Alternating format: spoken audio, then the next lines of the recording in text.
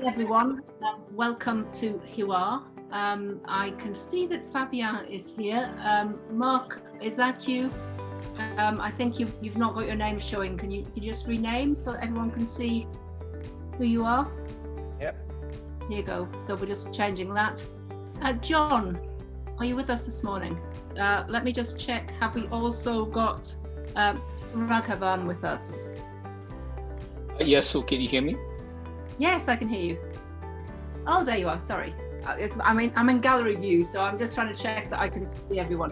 So what I was going to do this morning was to just begin by asking you all to introduce yourselves to us, and maybe Fabien, as I can see you highest on my my gallery view, maybe I'll start with you just on the introductions, if that's okay. Perfect. So good morning, everyone. Thank you for inviting me for this event. Can you hear me well? Yes. Okay, perfect. So my name is Fabien. I'm the general manager of the Paris Saint-Germain regional office based in Doha and taking care of the brand and business development in the Middle East region plus India. I've been working for the club for like almost 12 years. So I was in the club before the purchase of the club by Qatar. So I could see the difference and the new ambition, and I'm happy to be with you today, guys, and to discuss this topic, sports and COVID, basically. Thank you, Fabien. And Mark. Thank you, Dr. Sue. So my name is Mark Nervenia. I'm the head of research and analytics at Sport Business, which is a global intelligence company that operates across the world with offices in Singapore, London, and Miami. And we will soon be announcing a new opening, possibly by the end of this year. My role at Sport Business is to oversee all the research and analysis around mainly sponsorship and the media rights industry. And within my role, I also oversee all bespoke consulting projects, ranging with clients such as rights holders, broadcasters, agency, or for example, conducting a lot of market studies in the market. And as I said, Dr. Shu, thank you for your time here today to discuss this topic. Thank you, Mark. And Raghavan. Hi, I'm Raghavan Subramanian. I work for Infosys. Infosys is a multinational software services organization. I work with Infosys. Been working with them for the last 26 years. I'm an associate vice president, and currently my job profile is to lead the sports digital innovations that we showcase through the Australian Open. We are digital innovation partners for the Australian Open, the Roland Garros, which is also called the French Open, and the ATP Finals. So I'm an associate vice president with Infosys. That's a little bit about me, Sue. Back to you. No, thank you. And I can see that John is now with us. Good morning, John. Yes, can you hear me? Yes, we can hear you. Oh, good. So what we're doing at the moment is just going around, and I'm asking the speakers if they can introduce themselves to us so that everyone knows who we all are before we begin. Okay, no problem. Well, I'm John Barnes, ex-footballer for Liverpool and England, and I'm delighted to be on, although it's very early in the morning in England, but I wake up very early anyway. With my 7 children. I'm probably not so far away from you, John. I'm also in the UK at the moment. And Right, okay. who I haven't met, I'm Sue Bridgewater. I work for Liverpool University, and I'm based in the UK, and I've been working with Josoor since 2012, I think, when we launched. So welcome to all of the panelists today, and in this first session, what we're doing is to give a broad overview of the sports business world and some of the things that have been happening in the field. And I believe, as Fabien said earlier on, obviously 2020 hasn't exactly worked out as any of us would have planned in the world of sport and sports business. So this may well relate to COVID issues, the pandemic, and the impacts that has had. But I'm just going to come round and obviously ask you for your insights into how you see sport and how you see your area of sport respectively in 2020 and going forwards. So perhaps, Mark, if I could start with you. Okay, now so just to provide a little more context of the analysis that we conduct at Sport Business, I mean, since the past 3 years, we've expanded significantly our data delivery. Sorry, let me see if I can change slides here. There we go. As I said, now we start opening offices in Miami and Singapore, so now we have a local relevance, and our main job here is to be at the center of the sports industry from a business perspective, where we've an editorial arm. We cover all the business analysis of the sports industry, and our analysts and reporters have a local presence, so we can unveil all the specific commercial information on media rights and sponsorship. But of course, now this year we launched within our editorial hub also specific topics on technology and investment, so we oversee that as well.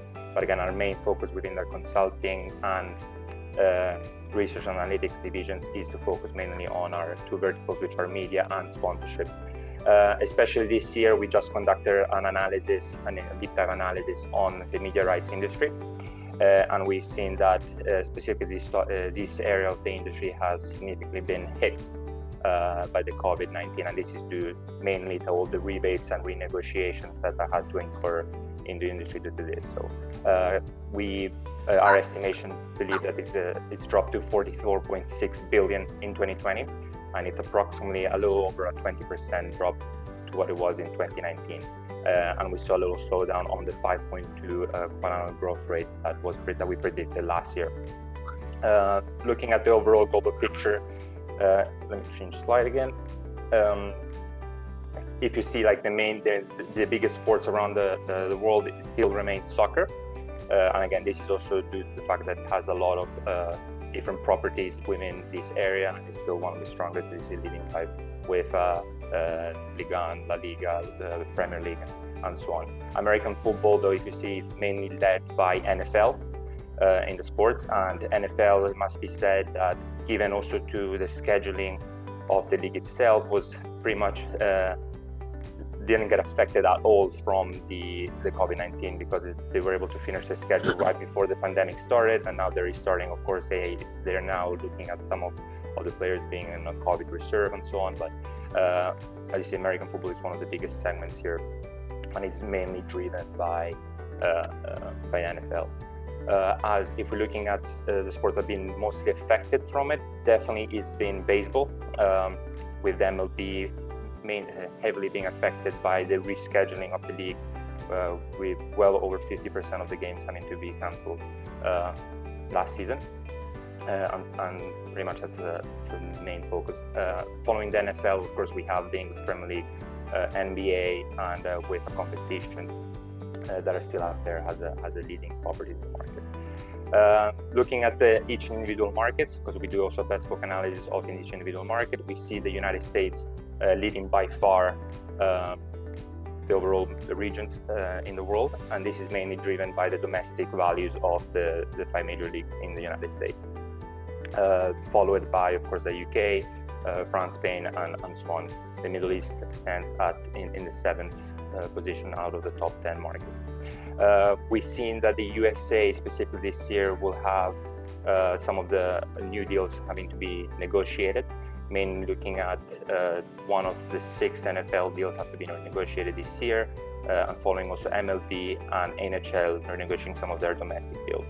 But this year is going to be interesting also looking at the tenders that will go out for the Premier League and La Liga as well, and that will give us also a little bit more insight of what's going to happen and how it actually has been affected on the market by the media rights landscape. Looking at the sponsorship landscape, back in May, International Sports Marketing Agency 2 Circles predicted around a 37% decrease in the sponsorship industry, down from the 46.1 billion US dollars that it was in 2019. Sponsorship is going to be even more unpredictable from my perspective specifically, because again, we will have a lot of the brands that now have to consider how they're going to recoup some of their loss of value that has been incurred over the year. And again, this year specifically will be interesting to see how brands are actually going to activate and how they're going to innovate their activations with the properties and the partnerships that they have in place.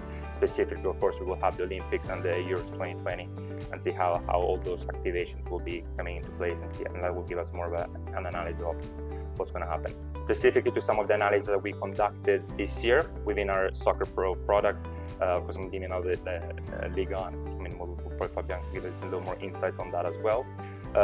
Specifically to the season 2019-2020, 4 out of the 5 major European leagues were total around 3.1 billion in the sponsorship revenue generation, and this was mainly led, of course, by the kit supplying deals within the sporting goods sector. Interesting, betting was extremely on the rise despite being banned in Italy, but we believe that this trend is going to change in the upcoming seasons with new bans being put in place around La Liga, and there are also talks around the Premier League having to ban some of the sponsorship deals with betting partners. And it's a similar trend to see how the beer sectors used to have much more relevance, but that's dropping. And so the key question here, who's going to be the next big player in the sponsorship industry, and how all the brands will activate their new partnership. Of course, we have a lot of new events, other sports that are interesting to analyze as well, how they're going to activate the brands. Just to give you a quick context on what we believe it's interesting to look out for in 2021. And I said this is mainly coming out of media and sponsorship and technology and finance sports that we do, we oversee. Mainly, of course, we want to see the analysis of the economic impact that is going to affect a lot of the regions around the world, but which is directly also affecting the sports industry. And it's going to be interesting how the brands, broadcasters, and usually specifically also the consumers will be able to consume sports and their willingness to pay for sports in the upcoming months. And as I said earlier, this year is going to be, 2021 is going to be interesting for the new deals that have to be renegotiated by the NFL, NHL, and MLB, which we believe that's going to drive the value of the media rights up significantly, because I think there's still going to be quite strong proposition in the market. But again, also interesting will be to see how La Liga and Premier League will go to market with the tenders and the value that they will be able to generate.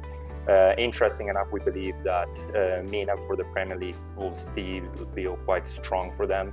Not going to be much affected, but there are definitely other properties that will probably have some struggles, and the future doesn't sound like so rosy for it. Definitely the United States can increase, but MENA and the UK, for example, we expect that they're not going to go back to the value that they had in 2019 by 2023, which is that's a part of our projections. Within also the media rights industry, it's going to be interesting to see how esports are going to adapt to these new trends, to see if they still want to go with localized, local language exclusive deals, or they want to go more linear, which is definitely going to leverage on the trend that has happened this year with much more interest in exploring that, and see how their revenue stream is going to grow if they go linear with their media rights sales. More than ever, this year has also shown significantly interested from private equity firms in investments in sports, mainly around European soccer. And we believe that this trend is going to continue, if not even increase in 2021, where rights holders, of course, need funds to be even more competitive in the market. But again, we saw this year for the sales of the New York Mets, or the funding of a new arm for the Serie A with Advent CVC and Fondo Strategico Italiano for the market of the media rights in the market, and we expect that some of these trends will continue also in 2021. And lastly, but a key aspect that I think you guys discussed at the beginning of this panel is all the technology innovations that are going to happen in the market. And now more than ever, businesses are highly data focused, and to see how they can leverage on the data that is being collected from the fans, from the consumers, and how they can adapt their business models and to improve stadiums, to improve the fan experience, and also leverage on the betting and fantasy sports that are happening around the globe, to see how they can leverage and engage even more with the fans around the world. So that will be pretty much a quick overview from what we expect in the market in 2021 and the years to come. Thank you, Mark. That's a really helpful oversight. Some very scary numbers there in terms of, particularly, what stood out for me was the 37% potential drop in sponsorship revenue, but also impact on media rights. And if it's okay with you, I will come back to some of those points in a moment. But let me just go around our other panelists, and obviously we all have a different lens. We're all seeing sport and sports business from slightly different perspectives in terms of our respective sports markets and so on. Fabian, could you just share with us your take on the sports business and on your part of sport, obviously, with PSG? Yes, obviously. Thank you, Mark, for all those data. It was really interesting. I'm more going to talk about like the relationship during COVID between all the let's say sports and football key stakeholders, basically, because as you know, like we all were let's say affected by COVID, and football is an ecosystem composed of different stakeholders, so broadcasters, sponsors, fans, and all of them have been impacted. Like broadcaster, it was a big issue for them for like a couple of months. They couldn't broadcast any football game because the league was stopped. So obviously they invest a lot to get the rights, and then they don't have content. Sponsor the same. There is no sponsor having as a core business to be a sponsor. Sponsor is always more because the way you promote your company, your brand, and to get more exposure. So obviously when you've got like a pandemic and the financial issue, the main budget that you want to cut is the marketing budget. The fans as well. Many fans that have faced like a lot of issues. They've lost their job, and so it was not a good moment for them. And all of those impact on the key stakeholders had an impact on the club itself, because if you don't have any game, you don't have any revenues like hospitality, ticketing revenues, you don't have merchandising revenues, or it's less. You might have a discussion about the TV rights, because the broadcaster, they cannot broadcast any games, so they don't want to pay, and potentially you're not going to get paid. So that's like, as I said, it was a big challenge, and it was the main challenge was, there was two challenges, let's say. So first, the fan, how are we going to continue to interact with our fan base, and how are we going to continue to feed them, because they need content, they need to know what happens in the club. When you don't have training, when you don't have game, you don't have anything, you have to create something new. So think about new content, continue to your fan base. And it was the same approach with our sponsors, because the sponsors, they are investing in the club, so they are investing to get exposure, to get special rights, to get experience at the stadium. And during COVID, we couldn't deliver the usual sponsorship rights. So then we have to think out of the box and create new content to show our digital platform to continue to give them their let's say the exposure, and we had to for each to think about different concepts to make sure that they are fully benefiting from this partnership with the club, and they can still from their side as well continue to interact with their target and with their target audience. So believe me, it was very complicated. On paper, you could feel that it's easy. Or let's say in France, we had like a special government decision when it comes to the working hours. So people, they were like on partial unemployment, meaning that most of the staff were not allowed to work, let's say 2 or 3 days during the week. And when I say you're not allowed to work, it's like you cannot even open your email, because if email, you might have financial issue with the government, because the government was supporting the company at this stage.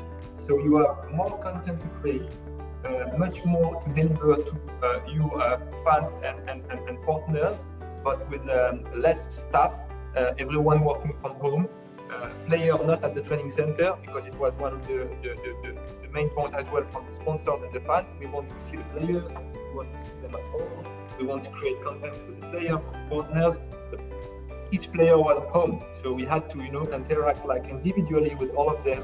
Some of them, they went back to their home country, so we had to interact with them and ask them to create content for us, and then combine the content and deliver our commitments to all our partners and fans. So it was very challenging, but I think we learned a lot from this situation. And we're definitely gonna get back like stronger with more ideas. Thank you, Fabio. And yes, it has been an incredibly challenging time. I can only imagine from a club perspective what that's been like. John, I mean, obviously staying with football, what was your perspective, or what's your perspective been in the UK and obviously in other places that you've been working? Well, as I was saying, that football belongs to the world. Football's all around the world. Football hasn't been impacted in the UK any differently than it has anywhere in the world. People have been affected by COVID all over the world. There are two aspects to football. There's the business aspect. Of course, this is what we're talking about here and we have to discuss. And from that perspective, I think business is best placed in sport or in football to recover quicker than other businesses, because your customers are always going to be there. You know, you're not going to lose them. People could lose their business because, of course, customers could go elsewhere. They're not invested directly with that particular business or company. Whereas in football, they're best placed to pick up where they left off once this pandemic comes to an end. And you can see that they're very fortunate, because regardless of how long this takes, as soon as business as usual when business comes back, 100% of the people will automatically invest straight away, emotionally, financially, back into the business. So from that point of view, it is going to be very difficult for maybe small sponsors and small businesses to even stay afloat, to still be involved. But for big businesses, they're just going to pick up where they left off. From the playing perspective, it's not just about the Premier League. It's not just about professional football. It's about football for everybody. Kids not being able to play. So that really has played on people's mental health, on people's happiness, on people's emotions, because this is what sport, but because we talk about football generally, gives people all over the world. So I think that football is very fortunate, and as much as businesses will be hit, and football has been hit, I think that the fact that you are able to just get straight back into where you left off, the return on investments for companies in the long term will get back to what it was, because as I said, the fans are so invested, A, in their clubs, B, in the sport itself, that I'm not going to be blasé when I say it's a fairly easy thing once we get back to normal to just continue where we left off, and most businesses can't, but football really will. But from the aspect of, even from the business aspect of smaller clubs, because of course here we talk about Paris Saint-Germain, Liverpool, the Premier League, the World Cup, but don't forget that's a very small percentage of what football is. You can look at from a business perspective what could happen to a lot of the smaller clubs, of which more than 90% of the clubs aren't in the Premier League, don't make money, the players don't make money, the sponsors aren't interested in them, so they will be impacted. What this could actually do, and a lot of people were talking about football becoming much more elitist in terms of maybe even a European league. I think the Premier League and the top leagues, La Liga and obviously the Bundesliga, I think they're strong enough to survive. But I think football will then have to look at the structure, particularly in England, of having virtually five full-time professional leagues all the way down to the National League, which people have always said isn't sustainable.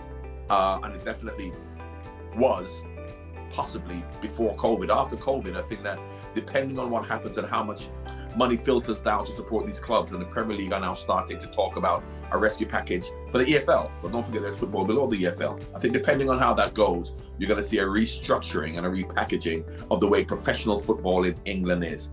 I think that'll be more hard hit than in other countries, because in other countries, in La Liga and in the Bundesliga and in Serie A, you do not have 5 professional divisions whereby, 5 divisions below the Premier League, they need a lot of investments to even stay afloat. That doesn't happen in other countries. So I think that COVID will probably hit English, not the Premier League, maybe not even the Championship, but I'm talking about the footballing family. It'll hit the footballing family harder than in other countries. But in terms of what we're talking about here, the Paris Saint-Germain, and you're talking about the analytics and the data about football generally, I think that once, and of course now that there's a vaccine, things are now getting back to normal. We have 3,000 people in the stadiums. We're going to have more people coming to the stadiums. The sponsors, and obviously from a financial point of view, there's a lot of renegotiations to be done, because of course the revenues may be down now because of COVID. But once the stadiums are going to be full once again, I think we'll just see business as usual. Okay, thank you, John. Well, I'm glad that glad for the optimistic perspective, and let's very much hope that this is correct. I'm going to come back and ask you all additional questions in a moment. But before I do so, if I could just go to Raghavan. Raghavan, if you could share your initial thoughts on your perspective, please. Thanks, Sue. Such an honor and a privilege to share the podium with great John and to hear speakers like Mark and Fabian talk about the impact of COVID on the sports industry. I'll share my thoughts. It started off a little personally. I advanced my trip to the Australian Open, fearing that there might be an embargo in December. We had the breakout in Wuhan and we were following that news and we were wondering whether travel would be clamped down. So advanced. First problem was to reach Melbourne before any clampdown happened for the Australian Open. And then the second problem is, will we be able to come back before a clampdown happens? Because you don't want to be stranded in a foreign city while you were supporting an event.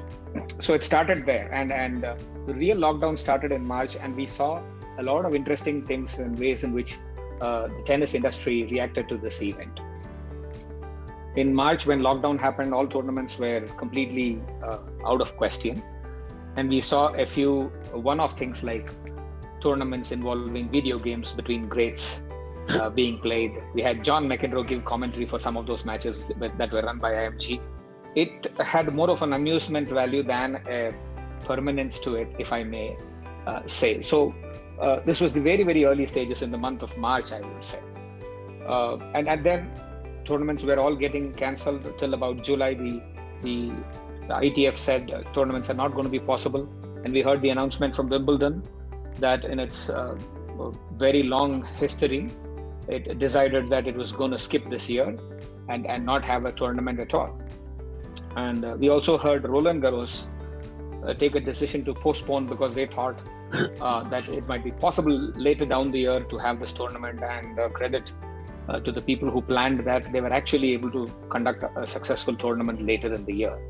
So the tournament which usually happens in May, the French Open or the Roland Garros, was postponed and finally happened in September. And the tournament that happens in July, Wimbledon, was cancelled. The US Open managed to conduct their tournament slightly behind their schedule, but that was also done well. Of course, missed its star player Federer, who had taken a decision to recover from his injury during this COVID lockdown. We found the impact of COVID lockdown in multiple ways. Tournaments getting cancelled. Wimbledon was a primary example. 2, responses from this various bodies in different ways. Some of them went ahead and organized like a video game. Tennis did not have an incumbent strong esports. There are examples, but this was an opportunity, but it didn't take off. Then we had old match being rehashed and shared. That was another trend that we saw across multiple sports, and tennis was no exception. And then slowly we saw the events resume with the severe lockdown. So players would not shake hands. There would just be a referee, and this was the way in which the tournaments started. Mark talked about the impact on the finance side. Tennis is no different. Tennis has 3 main drivers for revenues: broadcast, and it is not equal. They vary according to the event. Broadcast is one big source. Media rights is one of the biggest sources of the revenue. Sponsorship, in-stadium sponsorship, is the second biggest, and ticket sales is the third in this. And then there are several others which are very small. These would easily account for 95% of the revenues that tennis earns from their tournaments. Here, broadcast was getting affected, but if you had the event, then probably broadcast wasn't getting affected as much as the sponsorship, and significantly the ticket sales were getting affected very, very significantly. This changes the very dynamics of how a tournament can be organized, whether it continues to be profitable or no, doesn't even break even. It throws a lot of interesting dynamics in it. Now, the lack of crowd also poses another problem, which is the event looks lifeless without the crowd in the stadium. And this is a place where we saw a lot of technology companies come in and solve the problem. The lack of crowd actually poses 3 problems, if I may. the revenue that we get from the crowd is gone. The players derive a lot of their energy. I'm sure John would agree. The players derive a lot of their energy from the cheering and the egging crowd that is present in the stadium. And to play to an empty stadium would be an eerie feeling. That's the second impact. And the third impact is for the people who are watching this on broadcast TV. For them, not having the audience cheering their favorite teams is another thing that's badly missed. So we saw a lot of companies use this as an opportunity to develop interesting solutions. We had Yamaha from Japan develop a solution that was being piloted in several football leagues. Yamaha would allow noise from the fans remotely in the world to be piped into the stadium and place giant speakers in the stadium. So the players, the footballers would get a feeling like they are being cheered. They won't be able to see the fans, but they'll at least be able to hear the fans. This was an example of how technology was coming in. Of course, some of these solutions were short-term in nature, relevant only while the pandemic raged on. And some of these solutions may have a permanence which is beyond the impact of the pandemic. So this was one solution. Then we had organizations that add a virtual crowd. This would solve the broadcast problem, but this would of course not solve the players' problem or the ticket revenue loss from not having the crowds. And then we had giant screens being put on the stadium where fans would be beamed in. Microsoft had a good solution to offer. There are several other organizations also that brought in interesting solutions. So this was a little bit of a makeshift arrangement. Probably the closest best to having an actual fans is to beam fans from remotely from the worldwide onto the stadium. So we saw that this COVID, of course, affected in multiple ways. It affected the revenue collection, it affected the playing experience for the players, and it affected the viewing experience for the TV viewers. And we are happy to have worked very closely with Roland Garros in looking at what all we could do to enhance the fan experience. We ran a campaign called 15 Love this year, where we showcased the innovations, making it more engaging for the fans, presenting a lot more insights about the match. We took the Hawkeye data and presented it as a court vision, so fans can come in and dig and see great insights about where are the players serving, where are the returns happening, what are the preferred shots. So we did a whole bunch of innovations, stroke summary analysis. We did a rally analysis on tennis. Many of these were well appreciated by the tennis past greats, and this also provided an opportunity to derive a lot more from the live action, because live action became precious, and to derive a lot more from the live action, be it shot of the day, be it the completely automated highlights creation, or the visualizations that we could do with Roland Garros and later with ATP finals. So to summarize it all, tennis was indeed affected. Wimbledon got cancelled, Roland Garros got pushed, and US Open also got slightly pushed but happened. But towards the second half of the year, tennis responded remarkably well, was able to bounce back and able to conduct 2 of its Grand Slam events. So 3 on 4 happened. 75% of what was supposed to happen in the year happened. And we believe that the tennis as a sport is equipped to handle weather through this storm. And like John mentioned, the audience here are not fickle enough to look for an alternative and go away. So when the pandemic goes away, there is a very high likelihood that your the customer base that has been built very carefully, will still be available and will be very keen to re-engage with the offering that the sport offers. So that's a little bit about what happened in tennis and our experience with it. Thanks, and back to you. Thank you, Raghavan. And I mean, I'm struck by a number of points out of what all of you have said there. This situation isn't one that anyone could have predicted. I know they've talked about potential pandemics over a number of years, but the severity, the speed, and so on, took most people by surprise. you've mentioned a lot of different aspects then, and I'm just going to go around and say, out of all of the things that we've had to deal with in your areas of sport, there are, as we've said, many challenges, but has it provided any kind of an opportunity for reset, for disruption? Raghavan's saying there about some things that have come out of this situation that maybe will change the way sport operates going forwards. So if I could just go around, John, I can see you at the top of my gallery view, so if I start with you, are there any potential opportunities or any positives maybe that come out of how we're going to go forwards after this? Well, I think whenever something like this happens, and I remember after Hillsborough, for example, with the tragedy in Hillsborough, and people are talking about we really have to have some perspective as to what life is really all about. I think this is going to give people a perspective on what life is, not any particular industry, not in any particular way, because of course we know how fickle, how emotional, how euphoric that something can make you feel generally. Forget about sports, but life in itself. And when something like this happens, it makes you look at life in a different way. So I think that it is a bit of reset for life, not for any particular sport. I don't think more so football than tennis, or sport than business or family. So I don't think it'll necessarily have a reset. It'll go back to normal, to exactly what it was. Because of course, football is just so emotive. And people would always say, let us now have a better perspective. 3, 4, 5, 6 games down the line, we're going to go back to our old selves of, being insular, being, selfish as to what we actually want for our team rather than looking at the bigger picture of football. We're talking about the football family coming together to support each other. But of course, as things get back to normal, we're going to get back to our normal ways of competition, of wanting to win.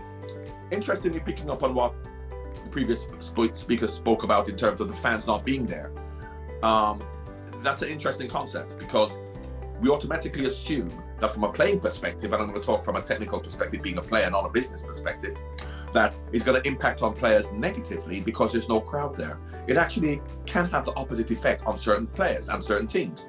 If you look at in the early days, the first 5, 6, 7 games, when Aston Villa, and I've got my Liverpool hat on here, and I'm sure Paris Saint-Germain would have gone through this as well, who have gone on and won every game quite comfortably in the past. Whereas you look at Liverpool, you look at teams like Aston Villa, Southampton, who when there are no crowds there are certain players in all sports who perform better when there's not a crowd, because they can't handle the pressure of playing in front of a big crowd.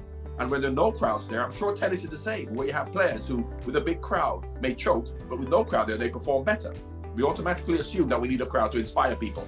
It doesn't always work that way. So it has given opportunities for people to actually win more matches. But as time goes on and we then get used to the fact that we're not playing in front of crowds, as you can see in the last 2 weeks and moving forward, you can see the teams who should win, Tottenham, Liverpool, Manchester United, Manchester City, they're now starting to win again because they're now getting used to what is the new normal. But in terms of a reset, I don't think that sport has always been one of competition, one of dog eat dog, one of, you have to win at all costs. And while this pandemic should really be a level in terms of humanity being more accommodating to each other and more supportive of each other, I'm not saying unfortunately, because this is the way the world is, we will get back to business as usual very shortly. Thank you, John. And that's fascinating. We've seen, I was looking at data that was on the impact on match officials, on players, and certainly in those early days we were seeing some quite unusual scores. Did we get a 5-3 or a 6-4? We're getting some crazy. We got a 7-2 from Liverpool when we lost to Aston Villa. That's the big one. We're getting some amazing scores going on. Exactly as you say, it's I guess in some ways people are adjusting to the situation as it goes on, and fewer players absent with positive COVID tests and so on, which presumably is also impacting on sports. Fabien, do you have similar perspectives, or have you?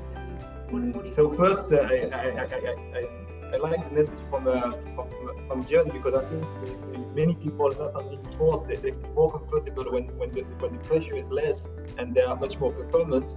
So you can see that in sport, but in any other business field, like people sometimes they are much better at training that the D-Day because of this.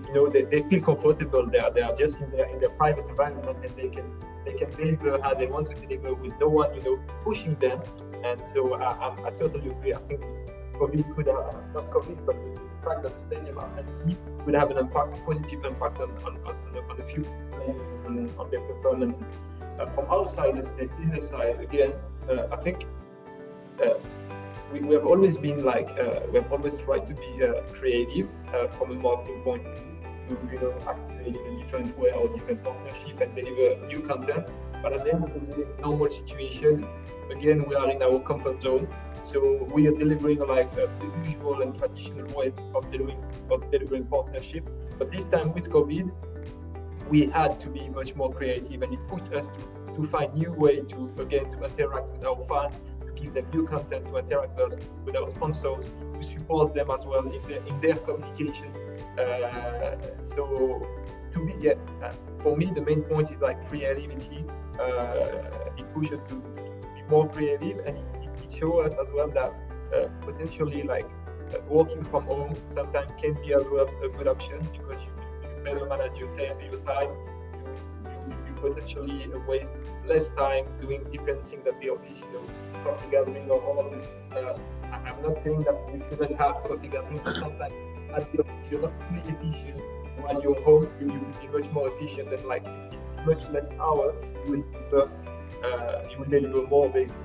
So that's the main point. Like I say, creativity to deliver our content, and the way we were organized and the way we are delivering the work from home.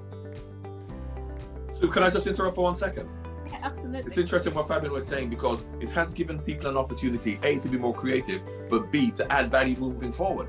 For example, without fans being in the crowd, what has actually happened is that I've been taking part in fan Zooms in the live match, which never have been done if it wasn't for COVID. And I think moving forward, it's been so successful, because don't forget, in the Premier League and in football, there are fans all over the world who don't get a chance to interact in that way. And I think even once the stadiums are full again, they will continue that, because it's a chance to interact from a Zoom perspective with ex-players or with sponsors while the game's actually going on live, which no one would have thought about had the stadiums been full.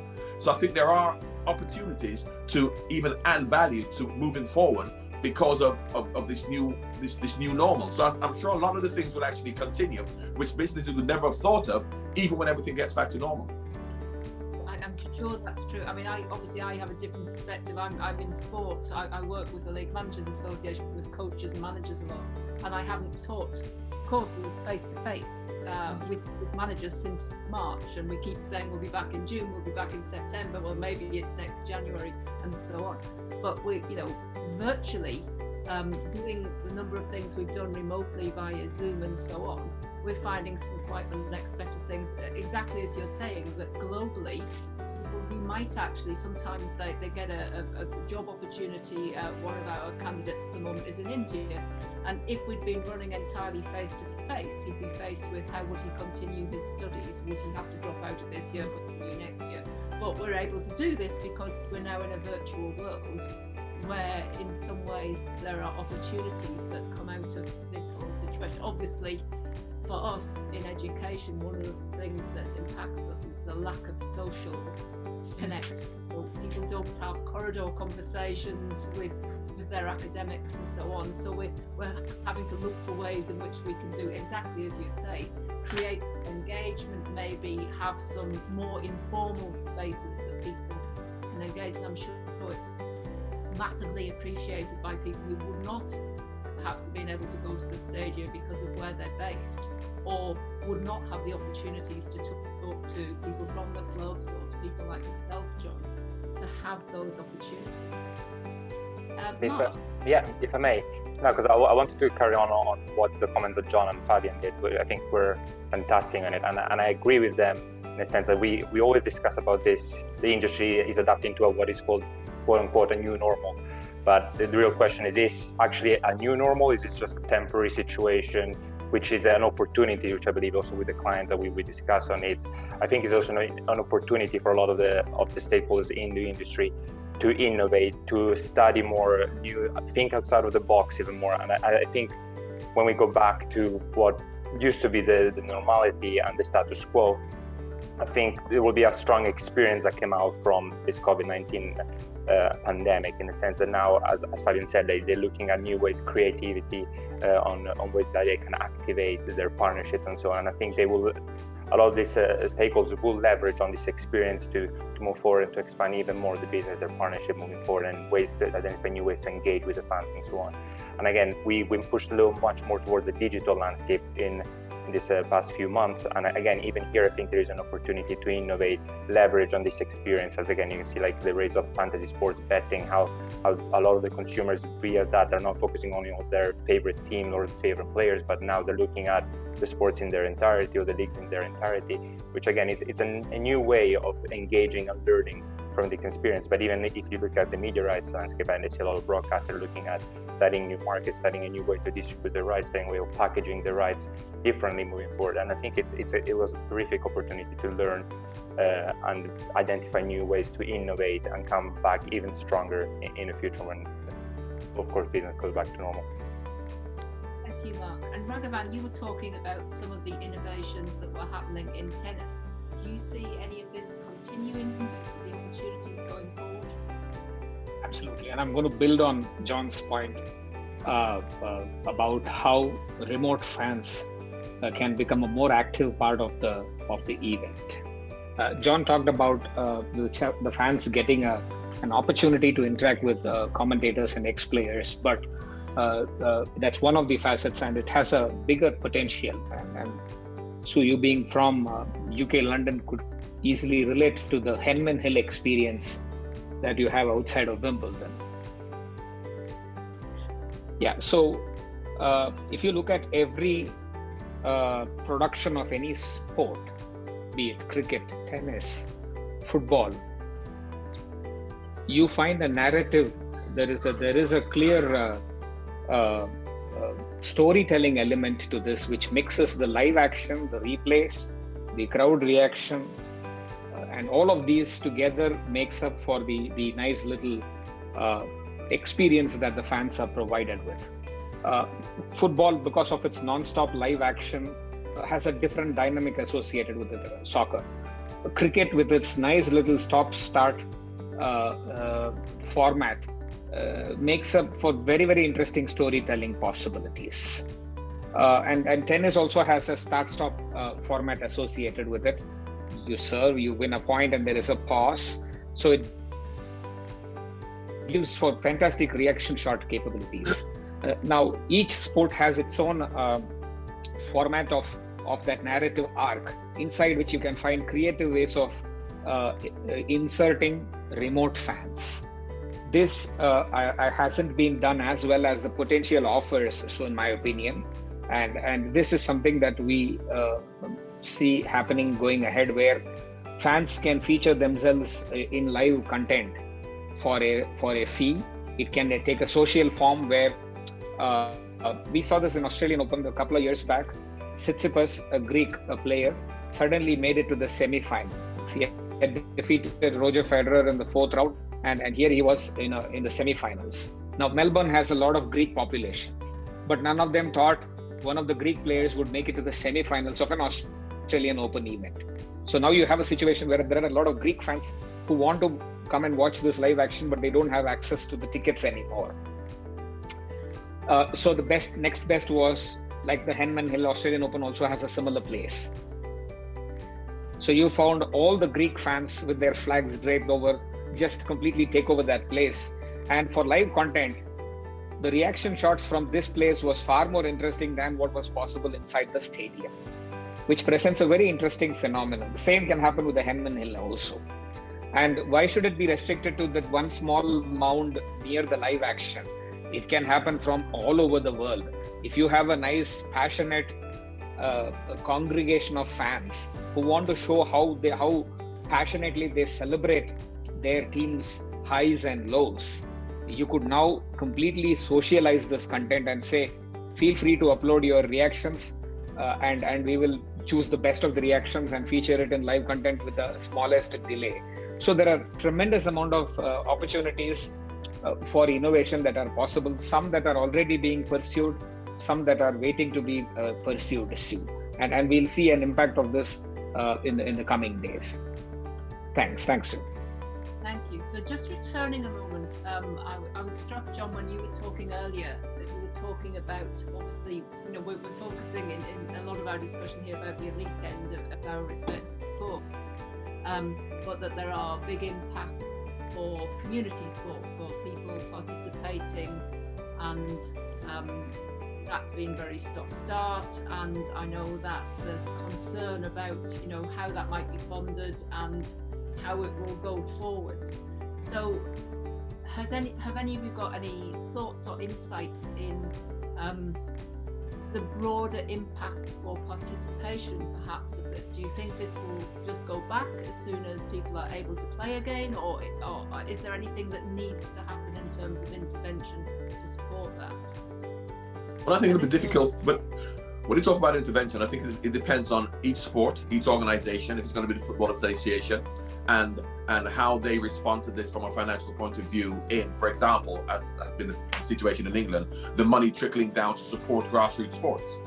That really has nothing to do with sponsors. That has to do with each organization and their protocols in terms of what they do with the money they make. And are we able to tell them what to do with it?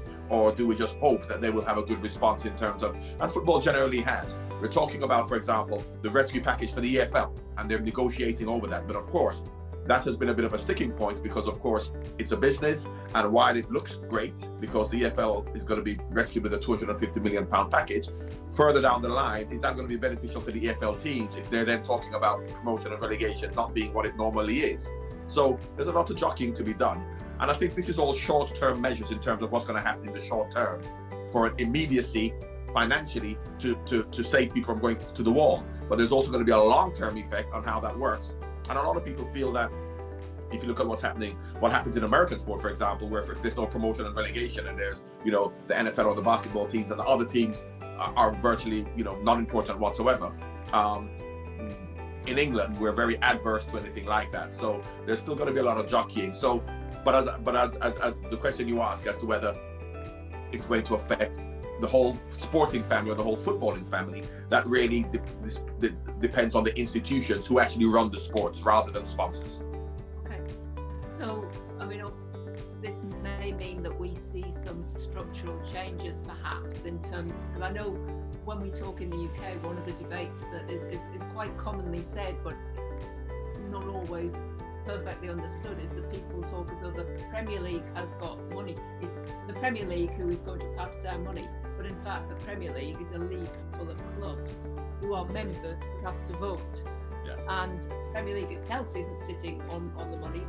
That money gets allocated out to clubs and goes to players, goes to other costs of those clubs. So are we anticipating more broadly that there will be structural changes in any of our sports or fields that come out of this? Or do we think we will continue it as we were previously in terms of the governance and structures of our sports? How are things in France? To be frank, I hope that the current situation will incite people to try to think about the model sometimes to avoid again this situation. I hope we're not going to face a new pandemic, but the situation is still not over at the moment, so we don't know what may happen in the coming month. So yes, I'm sure that, to be honest, I don't have any specific insight on it, but I'm sure that at the moment they are thinking about maybe not a new model, but maybe a B plan if this happen again, and a new way of organizing the league and allocating the money if this kind of issue happen again. So to make sure that, because as John said, it's like a big institution, at the end of the day we will survive. But if you take the example of the French league, there is many clubs playing in the first division. They could just let's say shut down after an issue like that because they don't have the money enough to survive. So from the first division they could be let's say retrograded to downgraded to the third, fourth, fifth division because they don't have money enough. So I hope that yes, the football institution will do necessary action to prevent this and to support all the clubs and make sure that they can continue to operate and at least give them the chance to restore their activities. Thank you, Fabien.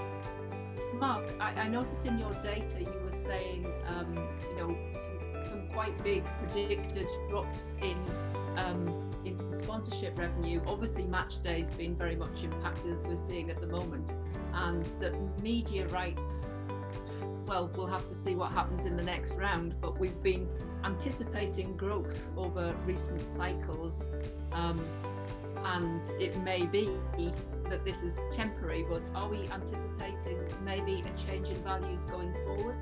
That the amount of money that's coming in at the top of the game? Well, if we're looking at the media rights landscape, I think we'll have to look at it from a market by market and a property by property analysis, because of course we believe that United States is still quite a very competitive market, so that competition drives the value of the rights up. And of course NFL, MLB, NHL are still quite strong properties, but this year specifically we will have a focus on the English Premier League. And here we'll have to see, is the value of the Premier League still sustainable for a lot of the broadcasters or the players in the market? Because again, we saw a small drop to compare to the previous cycle in the current cycle for the English Premier League, and how they're going to be able to sell the rights internationally. And again, in the United Kingdom, interesting enough, there is also the rise of Amazon. It's still uncertain if they're going to play a role in the competition for the rights moving forward, how the Premier League is going to adapt to the specific dynamics in its market. But we already saw a trend also within the international rights that are showcasing quite an uplift on the values. For example, the English Premier League was able to secure a deal for the 2022-23 campaign with the Nordics. And how that was promising already, and we expect a similar trend also in the MENA, where we believe that the Premier League will retain the value in the region. But there's other rights holders that may lose some of the value specifically, so that's why we see some level of constancy in that specific region and not too much of an uplift. Interesting, APAC, we'll have to look at how the market is going to react, how that all the broadcaster competition in those markets specifically, how that's going to change, and that of course is going to affect also some of the international properties in Europe and the United States, and how they are going to be able to sell in that market specifically. Because again, we saw a trend that now has all the increase that has happened in the past is now slowly easing down, if not decreasing as well, with the exception of China, which still seems quite strong. And of course, the raise of the domestic property in the market as well. So it's still quite uncertain. I think there are still some markets that are going to raise, but the United States specifically, we believe it's going to raise significantly already next year. And that's going to drive pretty much revenue, the overall global revenue. Any final thoughts for us? Sure. So since many of you asked the question about structural changes, I'll take one specific aspect about the structural change and share my thoughts on that. It's the concept of a bubble. Assuming that the pandemic continues for the near future, we had the very good examples of how sporting bodies are leveraging the concept of a bubble. So, for instance, cricket recently conducted its flagship event, the IPL. It happened in the Middle East. And the players were transported 2 weeks ahead. They were given a strict quarantine from where they were inside this bubble for the entire duration of the tournament, which was, I think, 6 weeks. So for about 8 weeks, they were in Dubai, 2 weeks of quarantine followed by 6 weeks of the tournament. Now, this is very feasible in a single location, single tournament kind of an entity. But if you have a league with home and away games, protecting the bubble is going to be a challenge. But going ahead and take the example of tennis. Tennis has events all over the globe throughout the year.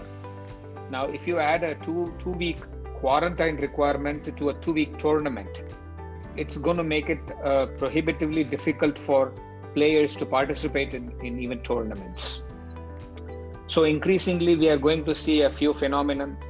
I'm waiting to see a traveling bubble concept, where the bubble doesn't have to be in a single place, but actually is capable of traveling from one country to another country. we'll wait and see which is the sport which pioneers the traveling bubble the first, if it already hasn't happened. I may not be on top of everything, but I would be curious to see how a bubble travels international borders. That would be one interesting thing to wait and see. But in the absence of bubble's ability to transport itself from one country to another country, another thing that we might see is a congregation. If an event were to happen across 3 or 4 cities, in Australian Open, for example, there is a lead up to the Australian Open, which happens in Sydney. Another event happens in Adelaide. Now, all of these events are being discussed to happen only in Melbourne, so that you don't have a dispersion of the cities. So we're going to see more and more of this phenomenon turning up, where the logistics of the bubble is going to mop up a bunch of local events to its center of gravity, and then you're going to see a lot of those things happening soon. So around bubble alone, we are. I think we're losing you.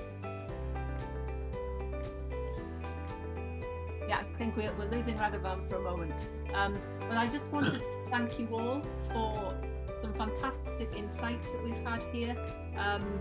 And it's been a great opening to the session and given everyone, I hope, some good overview for the situation. And Vasco, I'm going to hand back to you now.